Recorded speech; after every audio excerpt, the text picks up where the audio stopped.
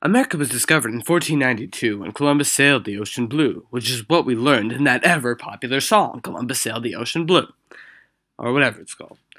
But do we know the real story? I'm Jordan, and welcome to History Class. It was 1492 in England, and Christopher Columbus was about to sail off on a voyage with his 3 ships, the Nina, the Pinta, and the Black Pearl. He was headed for America, or as the Englanders called it, the edge of the world. Pretty epic name, huh? When Columbus finally landed, he met the Indians, who entertained him with their pita bread and traditional Indian culture. Columbus thought that he had landed in India, because apparently he was stupid. So anyways, Columbus comes back and is called a hero. Yet for some reason, instead of naming the country Christopher Columbia, or something, they name it after the guy who made the map, Amerigo Vespucci.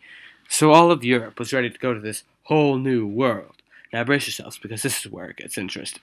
France and China both landed in Pennsylvania at the same time. Contrary to popular belief, Pennsylvania is by the ocean and can be landed in from sea. This is when things get interesting. So France and China went to war over the territory that is now known as Pennsylvania, in a conflict known as the War of Pennsylvania. Well, both of their forces were completely upset, and they came to an agreement and signed the Declaration of Independence, which declared that the territory would go to the British because they both hated those tea drinkers. However, the president of China, Attila the Hun, arrived to the signing with a pen instead of a pencil. Thus, the territory was given its name, Pennsylvania. Meanwhile, the British sent the cast of Jersey Shore to discover other territories. Obviously, they discovered New York. The founders of New Jersey then named their territory after their neighbors. However, the 2 territories went to war in a heated conflict known as the War of 1812, deceptively named considering this war occurred in the year 1587. Of course, New York came out on top and forces New Jersey to hand over their sports teams to them. New York becomes the all-powerful home to teams such as the Giants and the Yankees, whom were then called at the time the Tall Folk and the Traders. Now, there were still 10 colonies, as we all know from the olden day tales, to be discovered. This is when Christopher Columbus came back into play. He discovered the territory of Vermont, which he wanted to name Liberty. However, the country of Vermont, no longer existent today, refused. This is when old Chris uttered the famous line, "Give me liberty or give me death." They gave him death. The other 9 colonies were thus discovered and settled one by one over the next 3 months.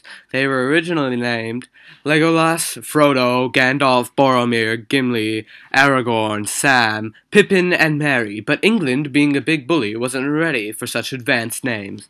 However, these names did inspire a timeless tale known as Lord of the Rings, which is a metaphor for human condition.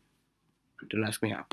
So the country of America stayed peaceful for 60 trillion years, until they invented math and realized that they had been counting wrong the entire time. They guesstimated that they were in the year 1776. This was when the famous general, Denzel Washington, led a revolt against England, which had taken over the entire country, or at least the eastern side, because apparently no one cared about the rest of the new land. The revolution was known as the Cold War because the temperature reached degrees never before known to man. In the end, Denzel Washington won the war and was crowned High Exalted Supreme Ruler of America. Sadly, he died when he fell off of a horse and landed in a pit of elephants and was trampled. Little known fact, elephants originated in America.